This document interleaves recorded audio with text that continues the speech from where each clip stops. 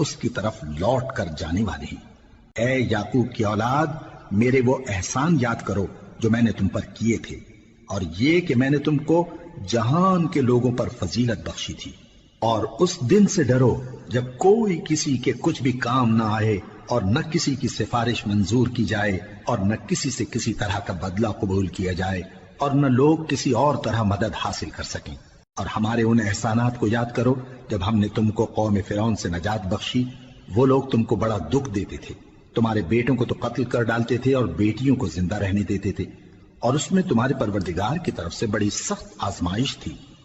اور جب ہم نے تمہارے لیے سمندر کو پھاڑ دیا، پھر تم کو تو نجات دی اور فرعون کی قوم کو غرق کر دیا، اور تم دیکھ رہے تھے۔ اور جب ہم نے موسیٰ سے 40 رات کا وعدہ کیا تو تم نے ان کے پیچھے بچڑے کو معبود مقرر کر لیا، اور تم ظلم کر رہے تھے۔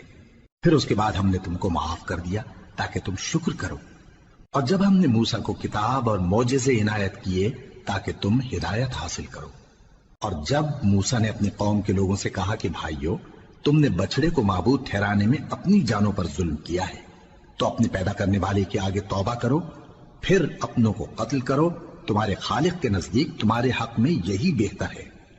پھر اس نے تمہارا قصور معاف کر دیا، وہ بے شک بڑا معاف کرنے والا ہے، بڑا مہربان ہے۔ اور جب تم نے موسیٰ سے کہا کہ موسیٰ، جب تک ہم اللہ کو سامنے نہ دیکھ لیں گے تم پر ایمان نہیں لائیں گے، تو تم کو بجلی نے آ گھیرا اور تم دیکھ رہے تھے۔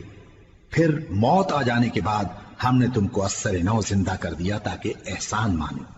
اور ہم نے بادل کا تم پر سایہ کیے رکھا اور تمہارے لیے من و سلوہ اتارتے رہے کہ جو پاکیزہ چیزیں ہم نے تم کو عطا فرمائی ہیں ان کو کھاؤ پیو، مگر تمہارے بزرگوں نے ان نعمتوں کی کچھ قدر نہ جانی، اور وہ ہمارا کچھ نہیں بگاڑتے تھے بلکہ اپنا ہی نقصان کرتے تھے۔ اور جب ہم نے ان سے کہا کہ اس گاؤں میں داخل ہو جاؤ اور اس میں جہاں سے چاہو خوب کھاؤ پیو، اور دیکھنا دروازے میں داخل ہونا سجدہ کرتے ہوئے اور حطوۃ کہنا، ہم تمہارے گناہ معاف کر دیں گے اور نیکی کرنے والوں کو اور زیادہ دیں گے۔ تو جو ظالم تھے انہوں نے اس لفظ کو جس کا ان کو حکم دیا تھا بدل کر اس کی جگہ اور لفظ کہنا شروع کیا، پس ہم نے ان ظالموں پر آسمان سے عذاب نازل کیا کیونکہ نافرمانیاں کیے جاتے تھے۔ اور جب موسیٰ نے اپنی قوم کے لیے ہم سے پانی مانگا تو ہم نے کہا کہ اپنی لاٹھی پتھر پر مارو۔ انہوں نے لاٹھی ماری تو اس میں سے 12 چشمے پھوٹ نکلے، اور تمام لوگوں نے اپنا اپنا گھاٹ معلوم کر کے پانی پی لیا۔ ہم نے حکم دیا کہ اللہ کی عطا فرمائی ہوئی روزی کھاؤ اور پیو، اور زمین میں فساد نہ کرتے پھرنا۔ اور جب تم نے کہا کہ موسیٰ، ہم سے ایک ہی کھانے پر صبر نہیں ہو سکتا، تو اپنے پروردگار سے دعا کیجئے کہ ترکاری اور ککڑی اور گیہوں اور مسور اور پیاز وغیرہ جو نباتات زمین سے اگتی ہیں ہمارے لیے پیدا کر دے۔ انہوں نے کہا کہ عمدہ چیزیں چھوڑ کر ان کے بدلے ناقص چیزیں کیوں چاہتے ہو؟ اگر یہی چیزیں مطلوب ہیں تو کسی شہر میں جا اترو، وہاں جو مانگتے ہو مل جائے گا۔ اور آخر کار ذلت و رسوائی اور محتاجی و بے نوائی ان سے چمٹا دی گئی، اور وہ اللہ کے غضب میں گرفتار ہو گئے۔